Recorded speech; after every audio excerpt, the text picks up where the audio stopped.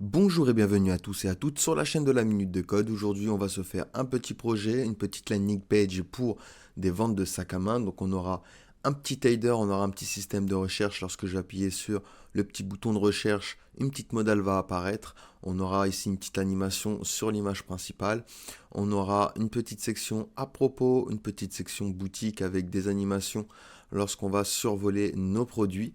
On aura également une section d'avis, un petit footer et un copyright. Et bien sûr, on va rendre le tout dynamique grâce à JavaScript, notamment la petite classe active là qui va se déplacer sur la section correspondante. Vous voyez, lorsque je vais être sur la section correspondante. Et bien sûr, le petit box shadow et le fond qui va apparaître lorsque je vais scroller. Vous voyez, il n'est pas de base et dès que je vais scroller, il va apparaître. Donc ça, on va faire ça avec du JavaScript. Donc si vous êtes prêt, ben, vous avez les fichiers sources en description. Donc dans les fichiers sources, vous avez l'index, le style et le script qui sont vides. Simplement, dans l'index, il y a la structure HTML avec le CSS qui est lié et le JavaScript qui est lié également. Vous avez également toutes les images que je vais utiliser si vous voulez utiliser les mêmes images.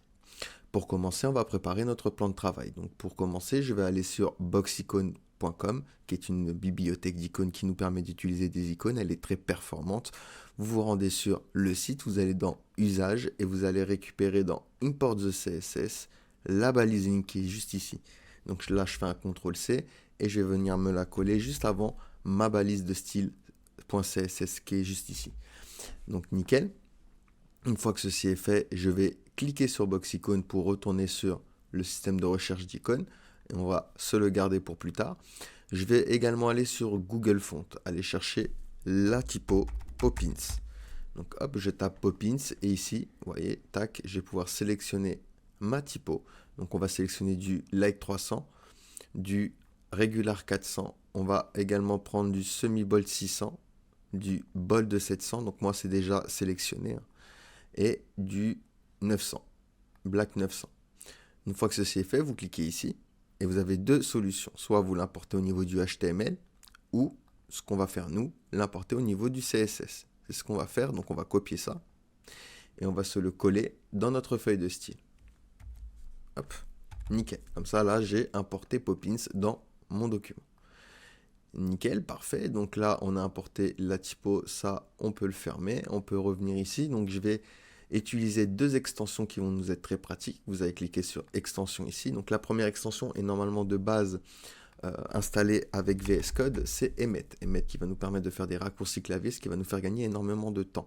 D'ailleurs, j'ai fait un tutoriel dessus qui est gratuit et disponible sur la minutedecode.com et sur la chaîne YouTube si cela vous intéresse. Je vous apprends à utiliser les raccourcis de base et également à créer vos propres raccourcis côté HTML, CSS et JavaScript. Et la deuxième extension, c'est Live Server. Live Server va nous permettre de voir nos modifications en temps réel, ce qui est très pratique également, notamment quand on va ouvrir notre fichier en localhost. Donc vous la téléchargez également, vous cliquez juste sur télécharger et après install pour l'installer. Et en fait, hop, si je vais dans Explorer maintenant, vous veillez à que dans Fichier, vous avez bien enregistrement automatique de cocher ou autosave. Et je vais pouvoir faire un clic droit, Open with Live Server. Donc ça va l'ouvrir sur le dernier navigateur que j'ai touché, mon document. Et vous voyez, 127.0.0.1, c'est l'adresse du localhost. Donc je suis bien en local. Parfait, donc ici, on va se mettre ça comme ceci. Tac, tac, tac. On va se mettre ça comme ceci. Nickel. Et on va pouvoir du coup commencer à coder notre projet. Donc comme d'habitude, on va commencer par se faire des démarcations, pour ceux qui ont l'habitude de suivre mes tutos. Donc c'est important pour du coup bien démarquer votre code.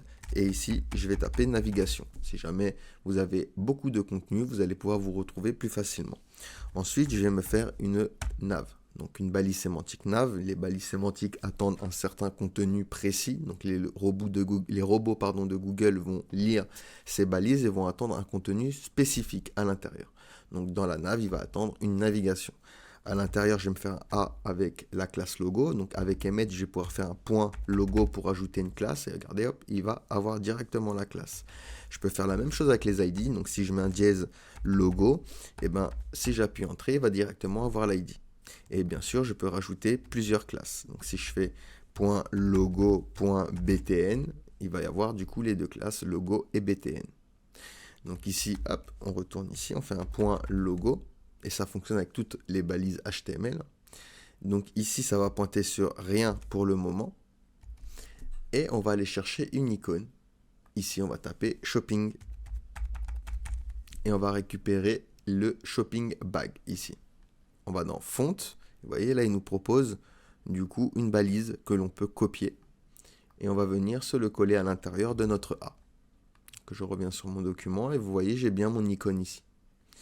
Donc, à la suite de cette icône, je vais taper ici bag shop. Parfait, nickel. Ensuite, je vais me faire un UL, donc une liste non ordonnée, avec la classe navigation. Alors, j'étais en majuscule, pardon. Navigation. Donc, daily pour les items de liste avec des A. Et là, on va mettre des encres de lien. Des encres pour pouvoir, du coup, se balader de section en section lorsque je vais cliquer sur les liens. D'accord? Donc, hop, je reviens ici. Donc, ici, ce sera pour l'encre Home. Donc, je me mets sur la ligne que je veux dupliquer. Je vais faire un Alt, Shift, flèche du bas. Et à chaque fois que j'appuie flèche du bas, tout en maintenant Alt et Shift, vous voyez, ça duplique ma ligne.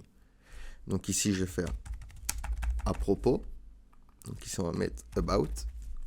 Ensuite, ce sera Product. Donc, ici, ce sera Produit. Et les avis. Donc, ici, les avis. Et ici, ce sera Review. Alors, j'avais mis juste avis. Voilà. Donc là, on a bien notre liste donc, qui va nous servir de menu.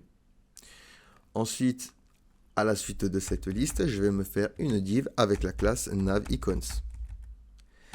Donc là, on va se faire une div avec l'ID, cette fois-ci, btn-search.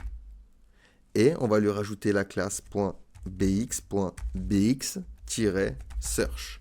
Alors, ces classes-là, je ne les invente pas, à part le btn-search qui va nous servir pour le JavaScript. Mais lorsque je vais ici, par exemple, et que je tape search, alors search, je vais cliquer sur l'icône que je veux. Vous voyez ici, j'ai des classes. Donc bx, bx-search-alt2, par exemple, pour celui-ci. Donc nous, on a utilisé celui-ci, on aura un bx, bx-search. Donc c'est la classe que je rajoute. On peut le mettre sur une balise d'icône ou sur une div. OK?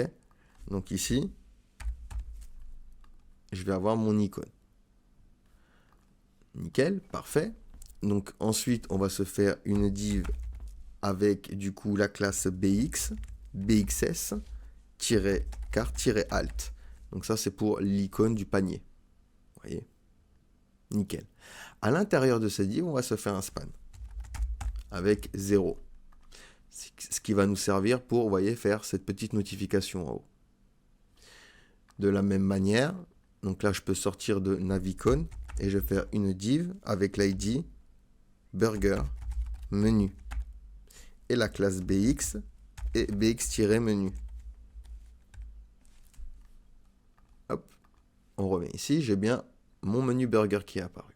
Parfait, nickel. Donc il nous manque la petite modale. Donc ici, on va se faire une div avec la classe search content et à l'intérieur, il y aura du coup un input. Alors, un input. Donc grâce à emmet, on peut mettre directement le type. Vous faites 2 points, donc type search. Et si j'appuie entrée, vous voyez, il va directement avoir le type search. Ici, placeholder, votre recherche.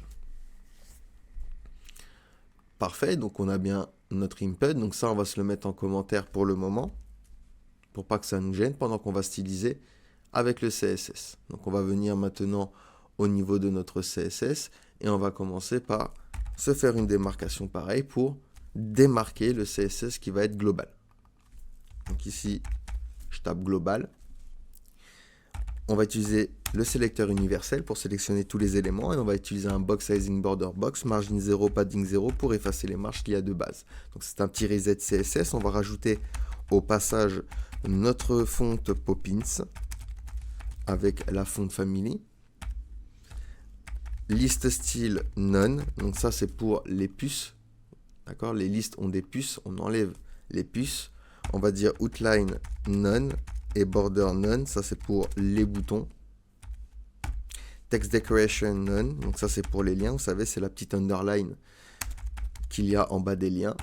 Et scroll behavior, alors behavior, on va mettre du smooth. Donc ça c'est pour que ce ne soit pas brut lorsque je vais aller de section en section. Vous voyez, ça va scroller le site. Donc parfait, nickel. Ensuite, on va se créer des variables en CSS. Donc pour créer des variables, on va viser l'élément route. Et pour créer une variable, je vais utiliser 2-6 comme ceci. Je vais lui donner un nom. Et ensuite, je vais lui donner une valeur. Donc on peut l'appeler comme on veut, hein. Ici, je vais l'appeler main. Et je vais donner une couleur comme ceci. Je vais appeler une autre couleur main 2. Et je vais lui donner également une autre valeur. Alors on peut mettre des couleurs, on peut mettre des pourcentages, du padding, on peut tout mettre à l'intérieur d'une variable, hein. C'est des valeurs qui vont se répéter, ça va éviter justement la répétition et ça peut être fastidieux lorsque vous avez beaucoup de couleurs par exemple. Donc ici, je vais récupérer une variable aussi main3, C5, 10, 10, j'avais mis. La texte, donc ici j'avais mis du 13, 14, 16. BG, donc ici ce sera du FFF. Et pour le shadow, donc 2 pixels, vous voyez ici je vais mettre les valeurs pour le box shadow. Donc 52, 54 et 15%. Donc vous voyez, on peut mettre des couleurs, mais on peut mettre également pour le box shadow. C'est comme si j'avais mis box shadow, mais à la place de ça, de me répéter à chaque fois, je vais simplement faire référence à ma variable. Ça évite vraiment les répétitions. Donc par exemple, pour le body, je vais lui donner un background en utilisant ma variable BG ici. Donc pour ça, je vais utiliser le mot-clé var et entre parenthèses, je lui replace ma variable. Pareil pour la couleur, par exemple, var, et je lui mets ma variable texte. Donc ici, tac, ici, je vais bien avoir du coup ma couleur. Donc sauf sur les liens, parce que les liens, ils ont du CSS spécifique. Mais on va styliser tout ça. On va utiliser pas mal d'images. Donc ici, je vais faire une IMG 100%. On va utiliser pas mal de sections également. Donc je vais mettre du padding global. Donc 50 pixels en haut et en bas et 100 pixels à gauche et à droite. Et on va pouvoir du coup commencer à coder notre navigation. Donc ce que je vais faire ici, c'est que je vais récupérer ma petite démarcation ici. Hop. Et je vais venir me le coller ici. Comme ça, je sais que à partir d'ici, ça correspond au CSS de la navigation.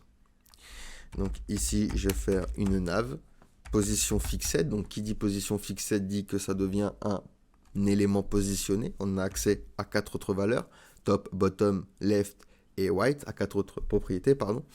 Et on va pouvoir du coup gérer un nouveau contexte d'empilement. Les éléments positionnés seront placés au-dessus des éléments non positionnés. Et on va pouvoir gérer ce contexte d'empilement grâce au Z-index. Donc ici, top 0, on va venir le placer. Donc à 0 du top, à 0 de la gauche. Il va faire une width de 100%. On va utiliser un flexbox. Donc display flex justify, on va faire un space between. Et un align item center.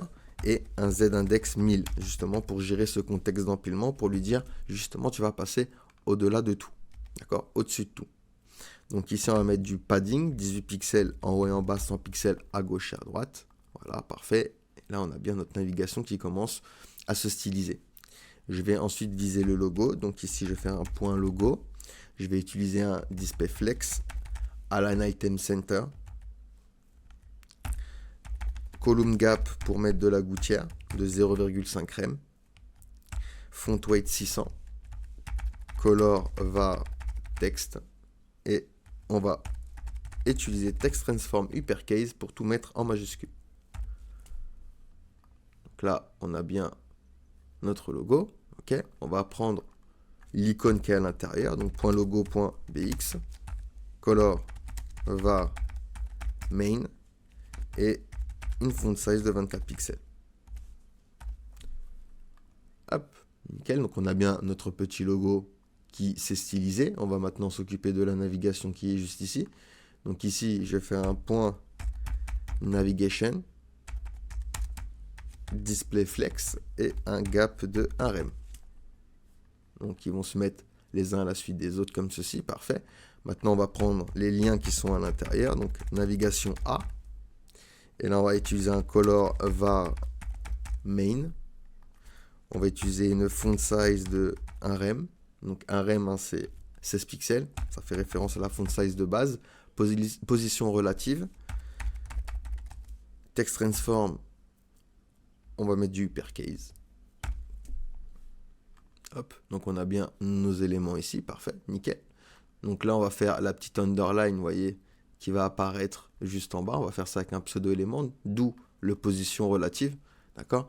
Donc ici maintenant, pour faire ceci, on va faire un point navigation A, deux points after, donc qui dit pseudo-élément, dit contente, même s'il est vide. Et on va le positionner avec position absolue, bottom 0, left 50%, transform, translate, moins 50% pour venir l'étirer sur X et Y et le placer parfaitement là où on veut. Display block, width 100% pour voir où il est, 8 2 pixels. Background, on va mettre notre variable main 2 et une transition 0,2 secondes de manière is in out pour la timing function. Vous voyez, elle est bien ici. Sauf que je veux le voir lorsque je survole. Donc, pour ce faire, je vais venir ici au niveau de la width, lui donner 0%. Et lorsque point navigation A de point over et point navigation A, le lien qui aura la classe active, donc on va rajouter tout de suite d'ailleurs, au niveau du premier lien, du home, on va lui rajouter la classe active. Hop. Alors dans ce cas-là, qu'est-ce qui va se passer? Color var main 2. On va changer la couleur du lien, déjà, lorsqu'on va survoler. OK? Et, donc ça, on peut le dupliquer. On va venir ici, vous appuyez sur Alt, et vous cliquez ici, donc vous allez pouvoir éditer sur deux endroits en même temps, et vous faites 2.2 after. Et le 2.2 after, lorsqu'on va survoler, il fera une width de 100%. Donc maintenant, lorsque je vais survoler, je vais avoir ma petite underline, vous voyez, qui va apparaître comme ceci. Hop, plutôt sympa. Ensuite, on va rajouter à la navigation, donc à la nav, une classe active que l'on rajoutera en JavaScript. Donc quand il aura cette classe active, alors on va lui rajouter un background, on va lui rajouter un border bottom de 1 pixel solide var main 3 et un petit box shadow. Donc là, pour le box shadow, on va mettre 0 pixels sur X, 5 pixels sur Y, 5 pixels de dose. On ne met pas d'étendue, on va passer directement à la couleur RGBA 000 et 0,2 d'opacité.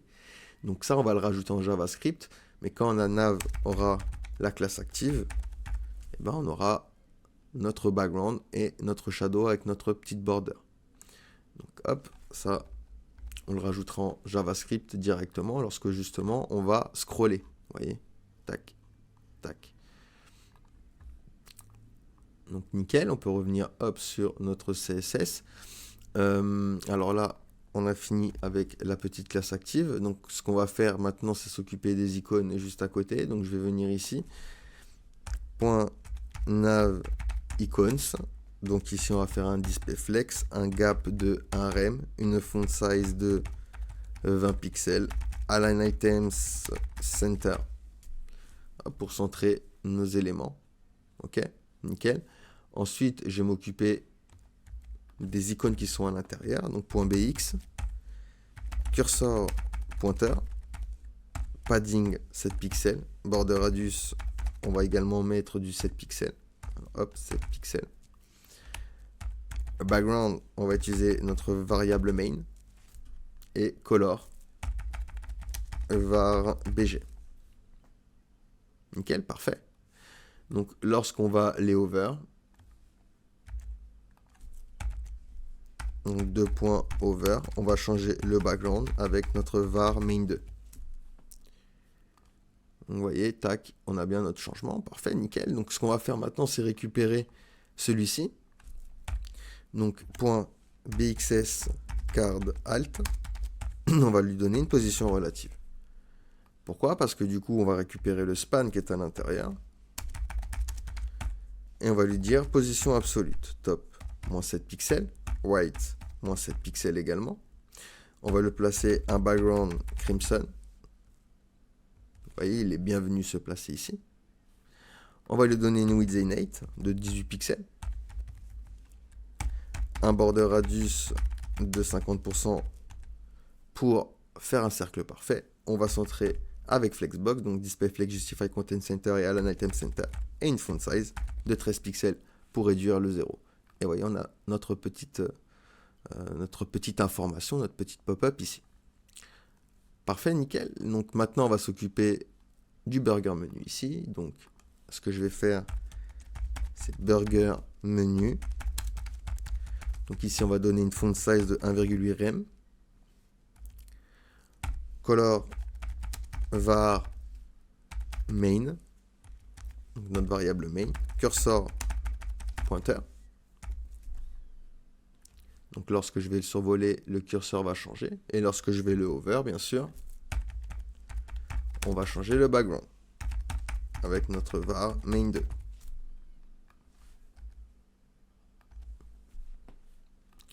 Hop.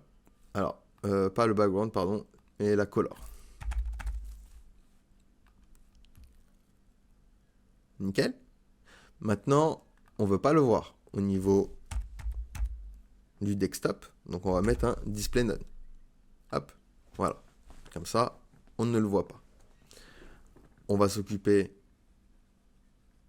de notre modal, d'accord, notre modal search. Donc on va pouvoir le décommenter. Hop, parfait. Et on s'occupe de celui-ci. Donc point .search content, position absolue, width 280 pixels, top à 120%, white, on va le mettre à 1 rem pour le moment, et un box shadow. Et ici, on va utiliser notre variable shadow. OK.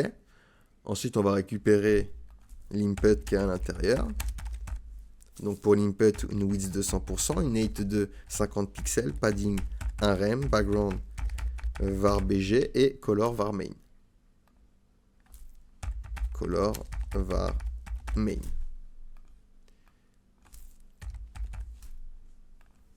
Hop. Donc nickel, on a bien notre petite modal ici, ok. Sauf qu'on ne veut pas la voir. Donc ce qu'on va faire, c'est qu'au niveau du white ici, on va lui dire moins 100%. Ça, on veut lui ajouter seulement quand il aura la classe active, quand on va cliquer sur le bouton search.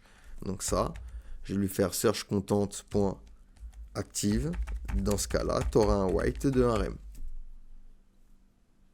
On n'oublie pas de rajouter une petite transition de 0,2 secondes et de manière easy out pour la timing function pour que ce ne soit pas brut. Parfait, nickel. Donc ça, on va pouvoir s'en occuper. D'accord, on va s'en occuper même tout de suite. Donc ce qu'on va faire, c'est qu'on va se mettre en mode mobile. Hop. Donc on voit à quel moment on a besoin d'un media queries. Donc, hop, on va vérifier tout ça. Donc là, vous voyez, on a bien la largeur. Et je vois qu'à partir, on va dire de...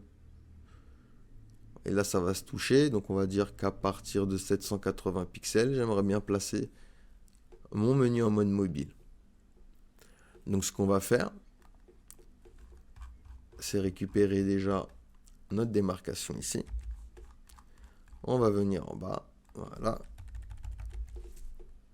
Ici, on va faire breakpoint.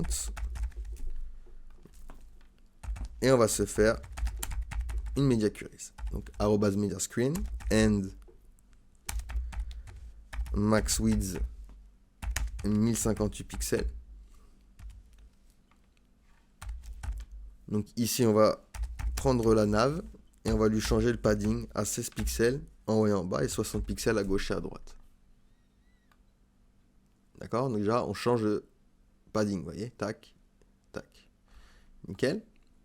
Donc déjà, pour ceci, ensuite, on va dire à 991. On va dire à 991 pixels. On va également lui dire un padding de 50 pixels et 4%. Donc hop, vous voyez, On change le padding. Nickel. Parfait. Nickel. Ce qu'on va pouvoir faire également, alors, quoique, de toute façon, on va le changer après. Ouais, nickel. Ensuite, ce qu'on va faire, c'est qu'on va récupérer, alors, j'ai mis 91, c'est 991, pardon. On va s'en faire un deuxième, et on avait dit à partir de, bon, on va pouvoir dire, par exemple, à partir de... ouais, 880. On va dire 880 pixels. 880 pixels ici. Donc on va pouvoir s'effacer ceci. Et déjà, ici, on va se dire, du coup, burger menu, display block. Et là, on veut voir apparaître le burger. Donc là, il n'y est pas. Et là, il y est. Hop. Vous voyez? Nickel. Donc maintenant, il faut replacer la navigation. Donc ce que je vais faire ici, c'est point navigation, flex direction column, position absolue, top 100%, left 0, border right, 1 pixel solide var main. Vous voyez, on est en train de placer notre élément. Alors on va revenir comme ceci. On est en train de placer notre élément ici. On va lui donner une width de 280 pixels, une height de 100 VH, padding, un rem en haut et en bas de rem à gauche et à droite, background var BG et une petite transition. Donc transition 0,2 secondes de manière is in out pour la timing function. Ok, nickel, parfait. Donc ceci, on ne veut pas le voir pour le moment. C'est quand on va l'ajouter à la classe active. Donc on met moins 100%. Et je vais pouvoir lui dire ici, du coup, point navigation active. Navigation point active. Donc quand il aura la classe active, là, il fera un left 0. Ok? Donc ça, va falloir, du coup, l'ajouter avec du JavaScript. C'est ce qu'on va faire même tout de suite. D'accord? Donc, je vais aller dans mon script ici et je vais commencer par sélectionner tous les éléments dont j'ai besoin. Donc ici, je vais avoir besoin d'une variable que je vais appeler header. Donc const header égale document.querySelector et je récupère mon élément nav. Je vais récupérer également dans une variable que je vais appeler nav, donc égale document.querySelector. Je vais récupérer le menu navigation. D'accord ? Donc maintenant, je vais également sélectionner tous les liens avec querySelector all dans une variable que je vais appeler linkNav. Donc ici, je vais récupérer navigation A, donc tous les liens. Je vais également récupérer dans une variable search content. Donc égal document.querySelector et un point search content. Et je vais récupérer également le bouton. Donc je vais l'appeler btn search et ici je vais récupérer btn search par rapport à l'id. J'aurais pu utiliser getElement by id. Nickel, parfait. Donc quand j'ai récupéré tous les éléments dont j'ai besoin, je vais pouvoir donner un événement à btnburger. Donc btnburger.addEventListener. btnburger.addEventListener, lequel événement lorsque l'on va cliquer dessus. Donc clic. Et du coup, je vais pouvoir lui dire à l'intérieur de ma fonction que nav.classlist.toggle active. Donc quand je vais appuyer, je veux qu'à la nav, tu lui donnes du coup la classe active. Ok? Hop. Par contre, on ne l'a pas sélectionné. Je viens de m'apercevoir qu'on ne l'a pas sélectionné. Donc le btnburger, notre variable. Et du coup, je vais aller chercher burger menu.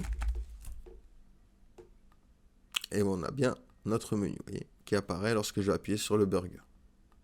Je vais également changer la petite icône. Donc ce que je vais faire, c'est que je vais faire un btnburger.classlist.toggle et c'est la classe du coup bxx au niveau de box icône pour avoir la petite croix. Nickel, parfait.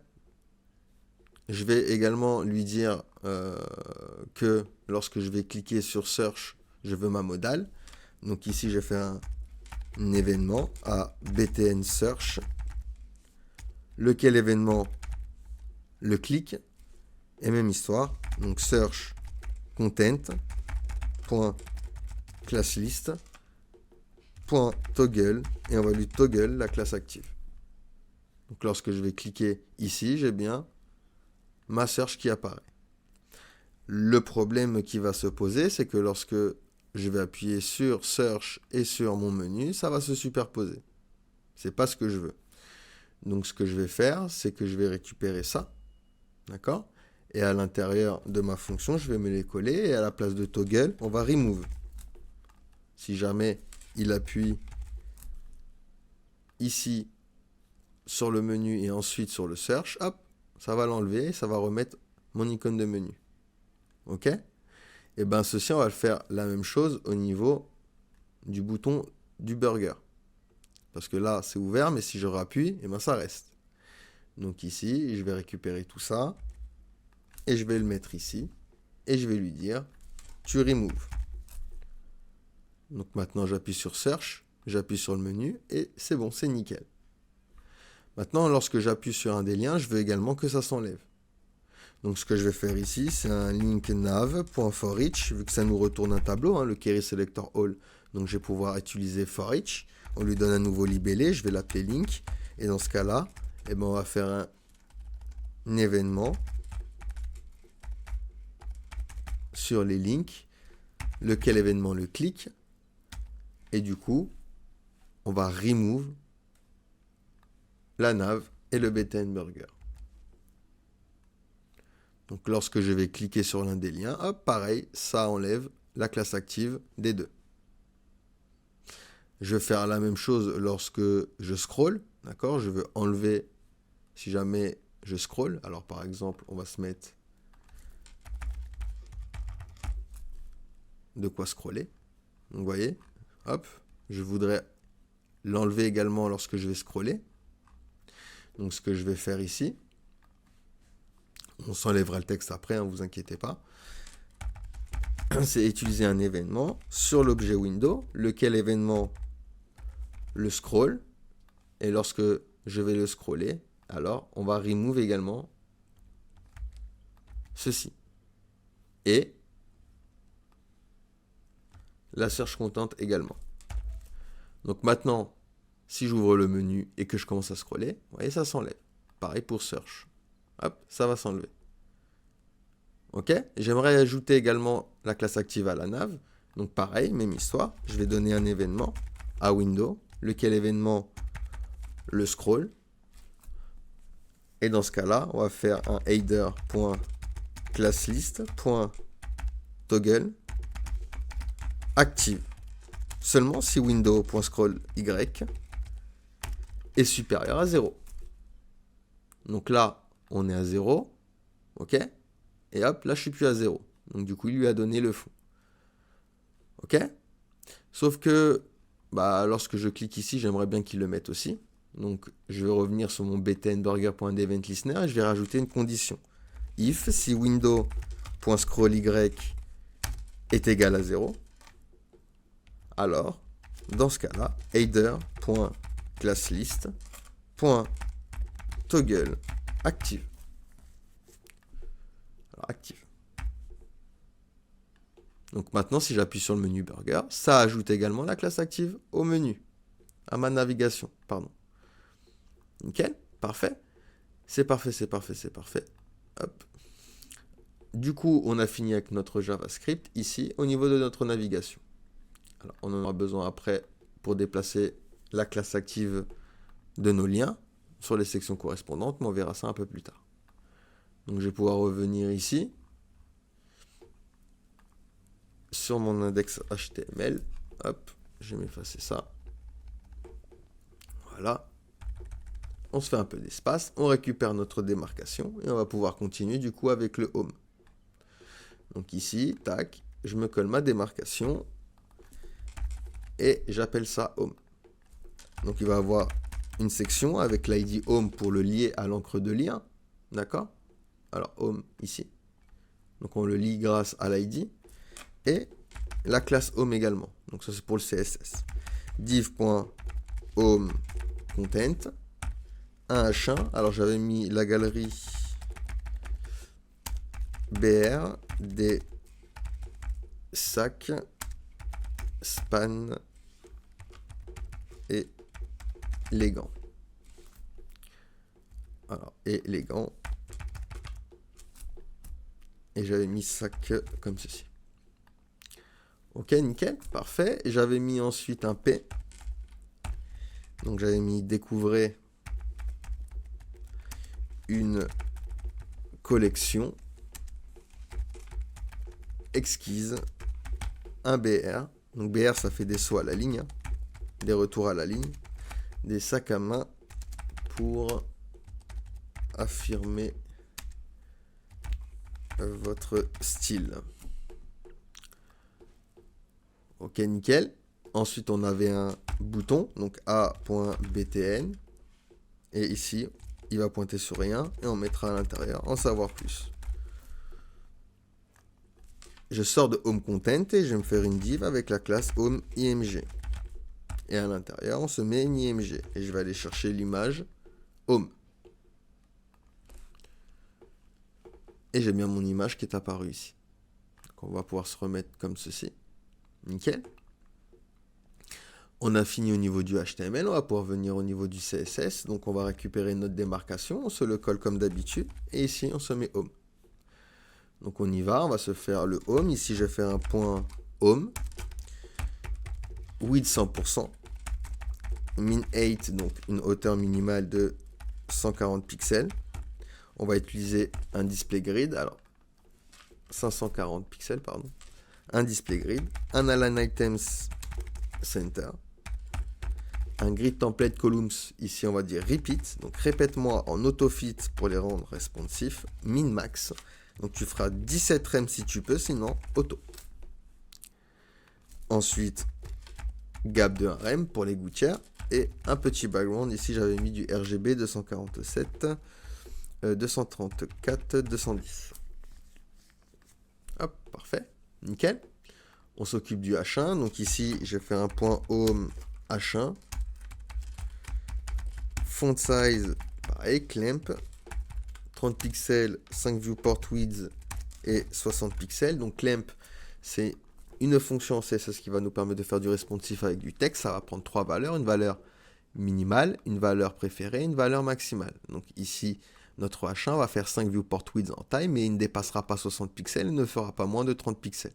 Ce qui fait que lorsque je réduis, regardez, il va s'adapter au niveau de la taille. Hop. Ce qui évite d'utiliser des media queries pour le texte. Ensuite, je vais également changer le letter spacing. Donc, à 1 pixel. Hop. Nickel. Donc, on va prendre le H1, le span, pardon, qui est dans le H1. Color var main. Voilà. Comme ça, on a bien changé le span. On va s'occuper du P. Donc, point home P.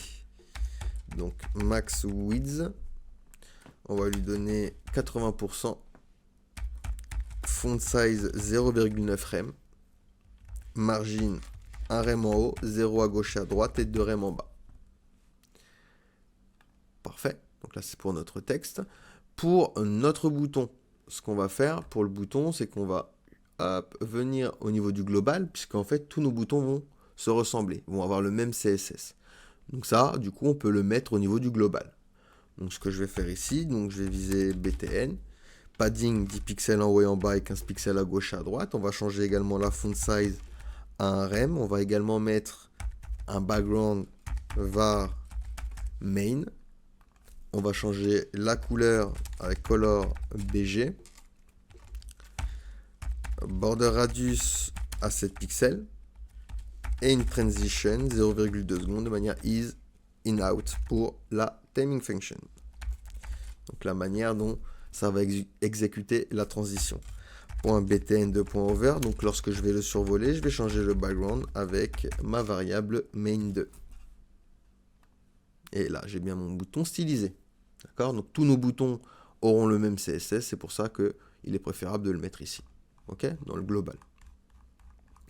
Je retourne ici tout en bas au niveau de mon home, il me reste l'image. Donc ici, ce que je vais faire, c'est un point home img et je vais lui donner une animation que je vais appeler anime 3 secondes de manière linéaire et infinite. Et cette animation, on va la créer. Donc arrobase keyframe, on lui redonne le nom, donc c'est anime. Et ici, je vais pouvoir faire un 0%, 100%, transform, translate, y. On va mettre à moins 3,5 rem. Je récupère ça, Alt Shift flèche du bas. Et là, je vais lui dire 50%, un rem. Et je vais bien voir ma petite animation ici. Ok, nickel, parfait. On s'occupera du responsive tout à l'heure au niveau des media queries, mais on a bien ici notre header. Donc maintenant, on va pouvoir passer à la suite. Je vais venir ici récupérer ma démarcation, donc dans mon index HTML, et on y va. Ici, ce sera du coup pour la section About. Donc à propos. Donc on y va. Ici, je vais me faire une section avec la classe About et l'ID About pour le lier. Donc ici, ce sera une div.aboutImg. À l'intérieur, une IMG. Je vais pouvoir aller chercher dans mon dossier image, du coup, le about.png. Ensuite, je sors de aboutImg et je vais me faire une div avec la classe aboutContent. À l'intérieur, un h2 avec écrit à propos de nous à l'intérieur. Après, vous mettez le texte que vous voulez. Je vais me faire dp avec du lorem 25. Donc ce P là, je vais le récupérer, Alt Shift flèche du bas, hop, 2 fois. Donc ici, je vais avoir ma photo et mon texte. On n'oublie pas un petit bouton d'action, donc a.btn, comme ça on lui donne le style de nos boutons. Et ici, en savoir plus. Et du coup, notre bouton sera déjà stylisé. Nickel, donc maintenant, je vais récupérer dans mon CSS ma démarcation qui est ici. Et ici, je vais pouvoir le coller, lui dire que ça correspondra à About, donc au CSS de About. Donc ici, je vais faire un point About, display grid, align items center, gap, un rem et un grid templates column. Donc on va faire un repeat, répète en autofit pour les rendre responsifs, min max. Pareil, tu vas faire 17 rem si tu peux, sinon auto. Et ils se sont bien mis ici. Maintenant, on va récupérer le h2, donc .about content h2. Pareil, je vais utiliser font size avec notre fonction clamp. Je vais dire 25 pixels au minimum, 4 viewport widths en préféré, 35 pixels au maximum. Je vais récupérer également le p, donc about content p. Et on va donner une font size de 0,9 rem. Hop. Et une margine de 0,5 rem en haut, 0 à gauche et à droite et 1 rem en bas. Donc quand il y a 3 valeurs, hein, la première valeur c'est le haut, la deuxième c'est gauche-droite, la troisième en bas. S'il y a 4 valeurs, c'est le sens d'une aiguille d'une montre. En haut, à droite, en bas, à gauche. Ok, nickel, il faut juste pousser le bouton un petit peu plus. Donc ce que je vais faire, c'est récupérer le point about content.btn et lui donner ici un display inline block et un margin top de 2 rem pour venir le pousser un peu plus. Voilà, nickel, parfait. Et on a notre section à propos de nous. Ok? Donc vous inquiétez pas, on va rendre ça responsive juste après, hein, quand on fera les media queries. Donc on va pouvoir s'attaquer à la section produit. Donc je viens ici, je récupère ma démarcation et même histoire, on va venir se le coller juste après notre section. Donc ici ce sera produit. Hop, on se fait un peu d'espace, nickel. Donc ici je vais avoir une section avec la classe product et l'id product toujours pour le lier à mon encre de lien. Une div avec la classe section heading.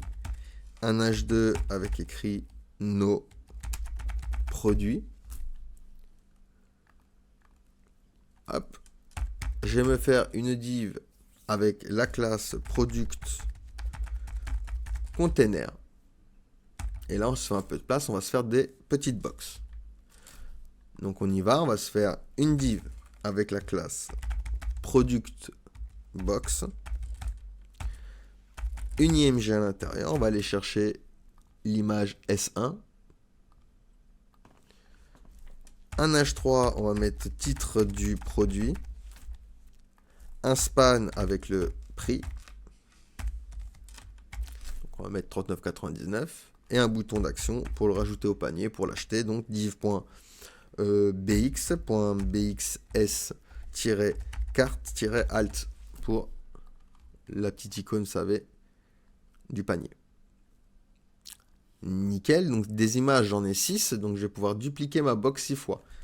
Donc 1, 2, 3, 4, 5. Comme ça, j'en ai bien 6.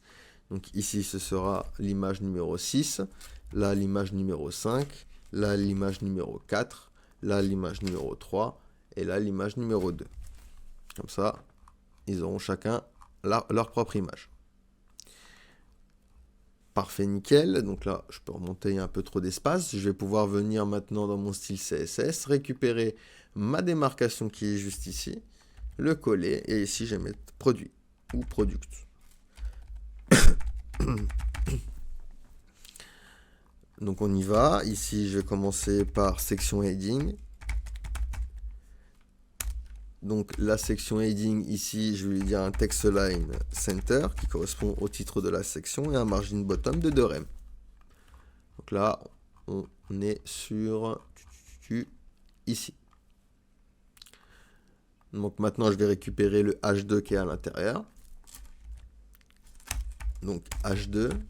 Et je vais utiliser une font size avec clamp. Donc 20 pixels au minimum. 4 viewport width en préféré. Et 35 pixels au maximum. Donc nickel. Parfait. Et un text transform uppercase. Uppercase pour que tout soit en majuscule. Nickel. Parfait. Nickel. On va s'occuper maintenant de notre grille. Donc ici, point product container. Display grid, align items center, grid column. Alors, grid column. Alors, grid template, pardon. Hop, template column. Repeat en autofit. Min max. Et ici, tu feras 280 pixels si tu peux, sinon auto. De la gap, hein, toujours. Rem. Une max width, donc tu feras pas plus de 960 pixels. Et un margin 0 auto pour centrer du coup le contenu. Le conteneur. Donc là, on a bien nos cartes qui commencent à prendre forme. On va pouvoir styliser nos cartes. Donc product box. Position relative. Padding 10 pixels. On va utiliser Flexbox, Display Flex Justify Content Center et Align Item Center avec un Flex Direction column. Border Radius à 7 pixels. Et un Box Shadow, on va pouvoir lui rajouter notre variable Shadow.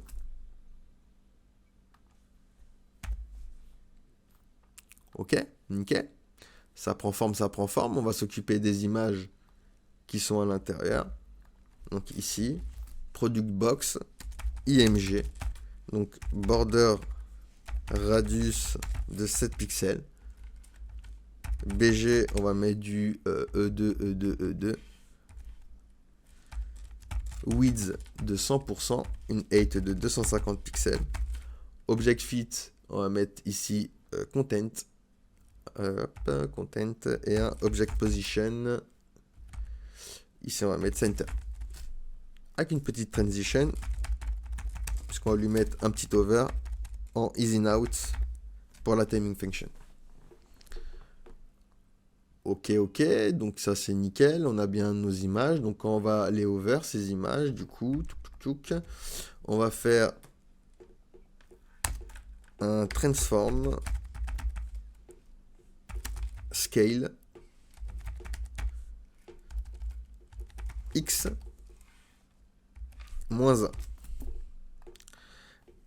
Hop, alors c'est quand on va survoler nos cartes. Donc quand je vais survoler, vous voyez, je vais avoir ma petite animation. Ok, on peut gérer maintenant le H3. Donc je récupère ceci. Tac, tac, tac. On se fait un peu de place. Et on récupère le H3.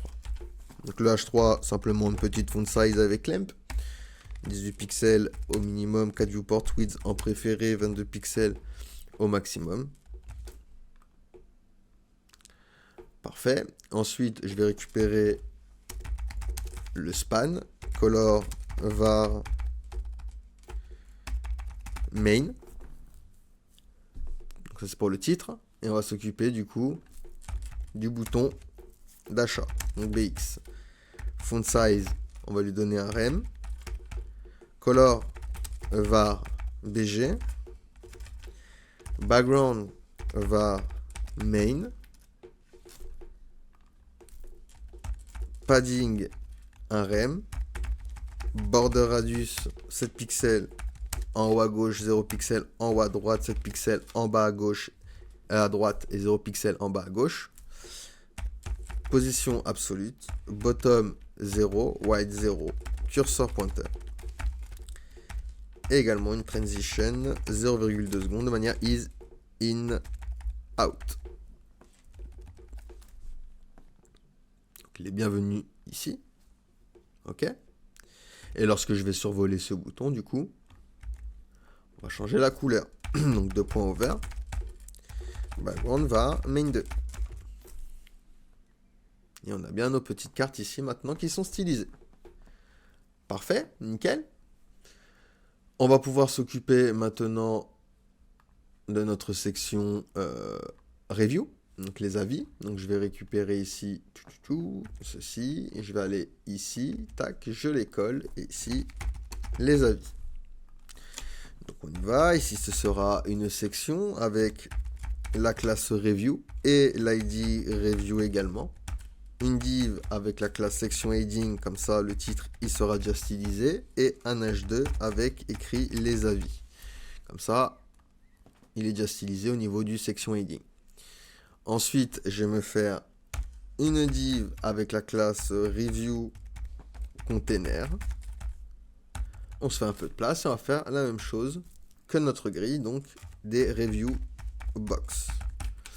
À l'intérieur de review box, il va y avoir une IMG. Donc on va aller chercher une image ici R1. Ensuite, une div avec la classe star. On va pouvoir aller sur box icon, pardon. Et ici on tape star pour récupérer les étoiles. On récupère ceci. Je reviens sur mon document. Et je vais me le coller ici. Alors ici c'est div et pas duv. Hop, Alt Shift flèche du bas et j'en ai 5.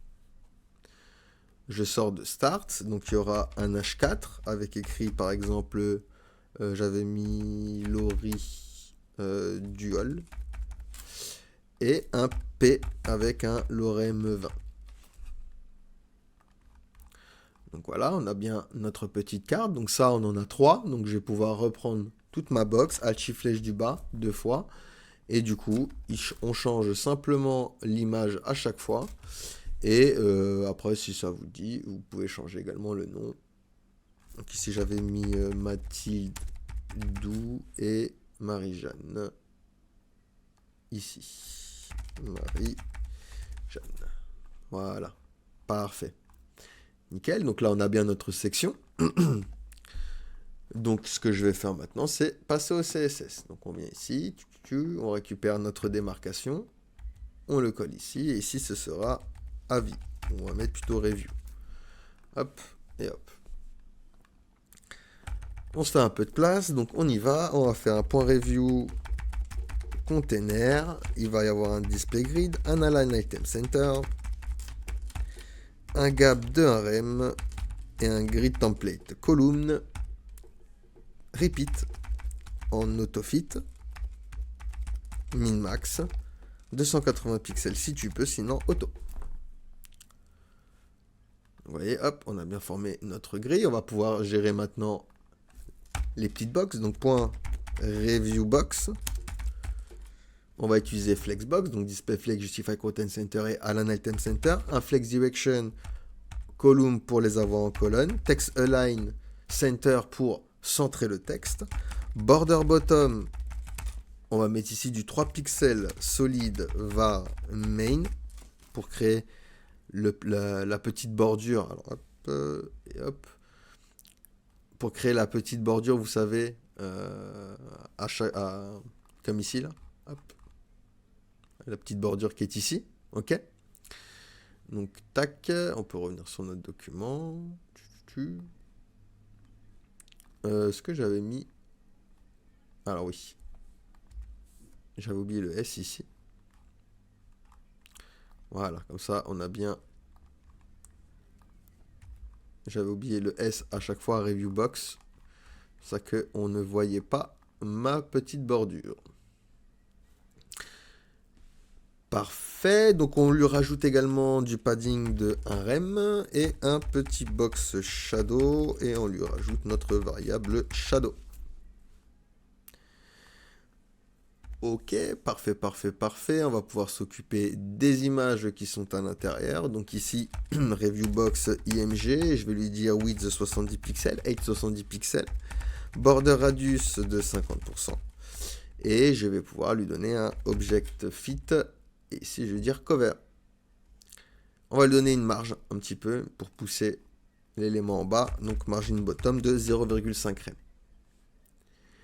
Ensuite, on va récupérer les étoiles, donc .start.bx color orange.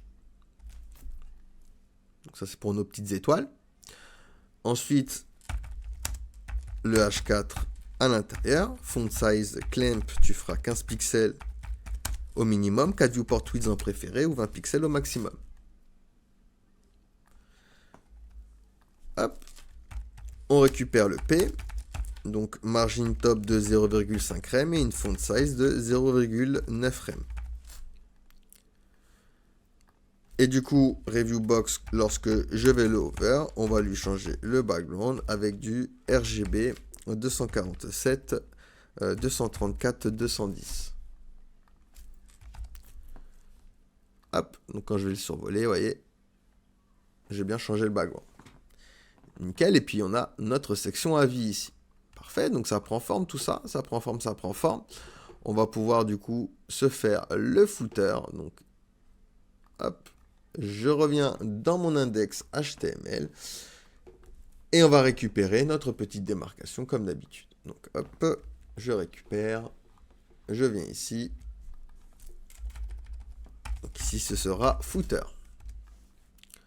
Donc on y va, je fais un footer, ici une div avec la classe footer box. Alors hop, footer,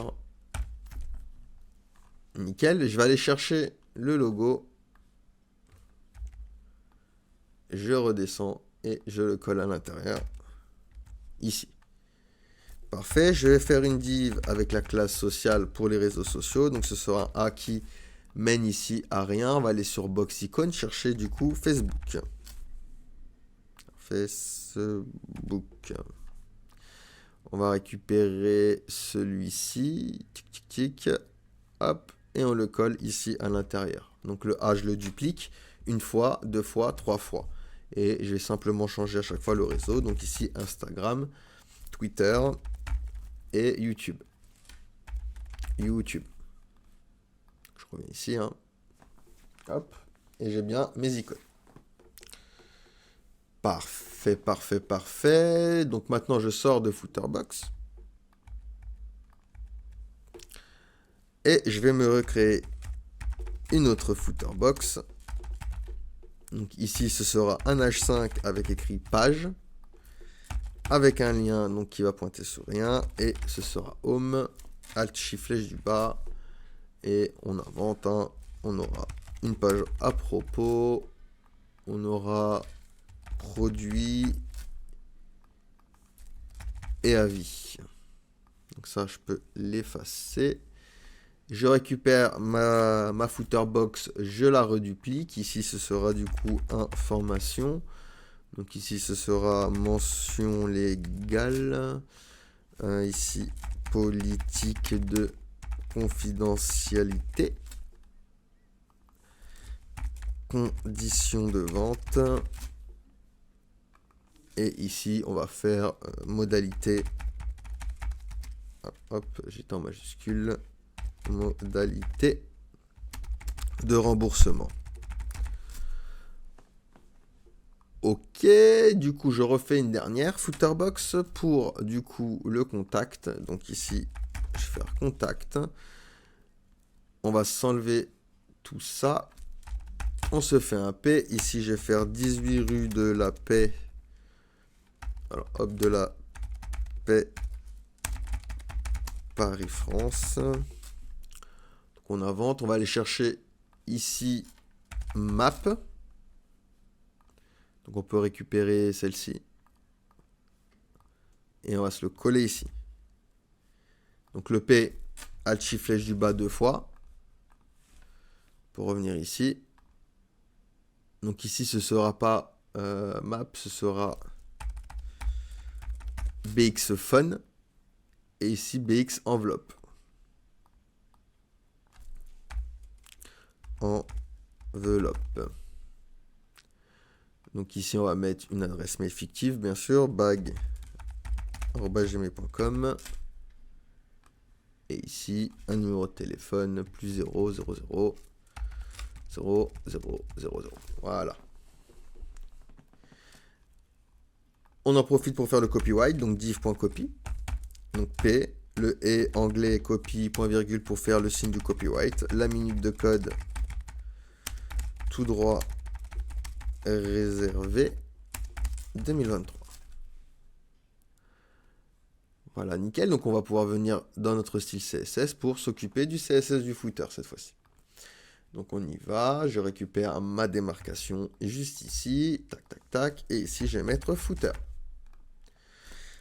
Donc le footer, même histoire, ce sera un display grid avec un grid template columns. On va faire un repeat en autofit, donc pour le rendre responsive, et min-max 280 pixels auto. On va également lui donner une gap de 1 rem. Gap 1 rem. Padding de rem en haut et en bas, 1 rem à gauche et à droite. Et un background, ici on va mettre la même couleur qu'on a mis du coup au home, 247, 234, 210. Hop. Parfait, nickel. Ensuite, eh ben, je vais récupérer directement footer.social. Displayflex column gap 0,5 rem et un margin top de 1 rem. Donc social pour nos petites icônes ici. Donc on va s'en occuper tout de suite. CTRL C, je viens ici, CTRL V, point BX. Width 30 pixels, height 30 pixels, border radius 50%, color var BG, background var main. On va utiliser Flexbox, donc DisplayFlex, Justify Content Center et Align Item Center, et une petite transition, 0,2 secondes de manière ease in out. Pour quand on va aller over. Parce que justement, quand on va aller over, donc on va pouvoir le faire ici. Tac, tac. Donc 2 points over. Dans ce cas-là, on change le background. Avec notre variable main2. Ok? Alors, il y en a un qui ne s'affiche pas. Twitter, je crois qu'il y a 2 T. Est-ce ça? Oui, c'est ça. Ensuite, je vais m'occuper des H5. Donc, je vais faire footer.footerbox H5. Font size de 1 rem. Margin bottom 0,5 rem. Et un color var texte. je récupère ça, je viens ici, alors hop, là je vise les footer box, display flex, align items center et un flex direction column.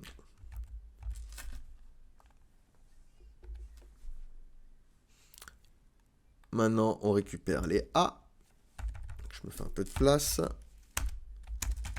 color va main, et lorsqu'on va aller over, ce sera main 2. Donc on va aller over, hein, donc 2 points over. Hop. Nickel. Nickel. On va s'occuper des P maintenant qui sont ici. Donc pour ça, j'ai visé footer box P, font size, 13 pixels. Je vais récupérer les icônes maintenant. Donc PI,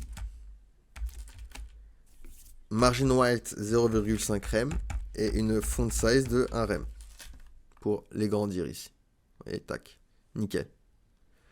Parfait, et on va s'occuper du copy white. Donc ici, point copy, padding 2 rem en haut et en bas, 1 rem à gauche et à droite, font size de 13 pixels, text align center, BG var main et color var BG. Hop. Nickel, et on a bien notre copy white. Parfait, là on a notre site en entier, notre landing page, ok, nickel. On va s'occuper un petit peu des media queries. Hein.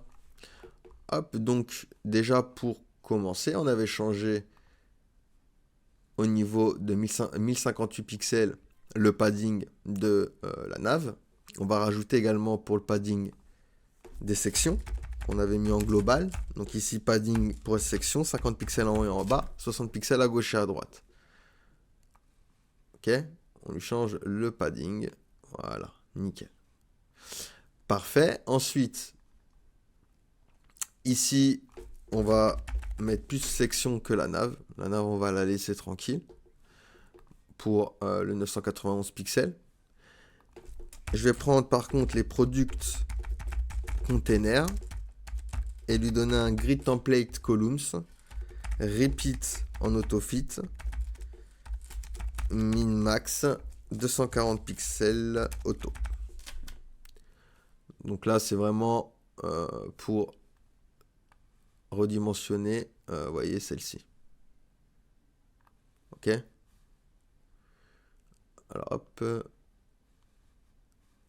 Par contre je vois que le padding dans les sections. Alors est-ce que produit container normalement on l'avait mis en. Ah oui, j'ai mis 2 S, d'accord. Voilà, je me disais, mon padding ne fonctionne pas. C'était très étrange. Voilà. Ok, nickel. On peut revenir ici. Donc ensuite, on avait géré la navigation. On va pouvoir gérer juste le home content ici. Donc ce qu'on va faire, c'est on va se mettre ici, .home content, on va lui donner un padding top de 5 rem.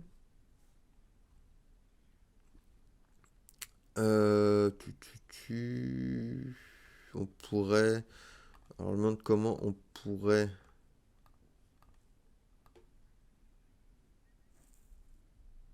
Ouais, je sais pas si on aligne. Non, on va pas l'aligner. On va laisser comme ça. Par contre, c'est juste le about. Je vais placer l'image en deuxième position. Donc pour ça, on va faire un about. Déjà un text line center pour le centrer. Et .about img order 2. Voilà, comme ça on le place en deuxième position. On n'arrive pas à 2 photos directement. Parfait, nickel, nickel. Donc là, on a notre site qui est plutôt responsive et s'adapte plutôt bien. Si je vais jusqu'à 320, alors 320, qui est la plus petite taille d'écran, ça a l'air de s'adapter plutôt bien. D'accord, nickel. Parfait, parfait. Par contre, il nous manque un petit truc. Alors déjà, c'est au niveau de notre navigation. Je vois que le padding, c'est pas très top top. Dans notre nav, ici, au lieu de mettre 60 pixels, on va mettre 16 pixels. Voilà, on va rester à 16 pixels. On va rester à un rem du coup. Voilà, comme ça, c'est mieux. Nickel. Donc là, c'est plutôt cool. On va juste s'occuper du coup du lien, d'accord, qui doit se déplacer lorsque je suis sur la section correspondante. Donc pour ça, on va retourner dans notre script. Et ici, on va donner du coup un événement à l'objet window. Lequel événement? Le scroll. Et lorsque je vais scroller, ben, je vais lui rajouter une fonction qui va s'appeler scroll active. Donc ça, c'est une variable, hein, scroll active que je vais créer, qui sera égale à une fonction fléchée. Je vais récupérer du coup dans une variable section, qu'on n'a pas récupéré encore, query selector all section, je vais récupérer toutes mes sections. Donc ici, je vais pouvoir lui dire section maintenant point for each. Je lui donne un nouveau libellé, section. Let top, donc là je vais créer une variable pour récupérer le window.scrollY. Ok. Ensuite, on va créer une variable que l'on va appeler offset qui sera égale à section.offsetTop moins 250 pixels. Donc ça récupère le top de chaque section.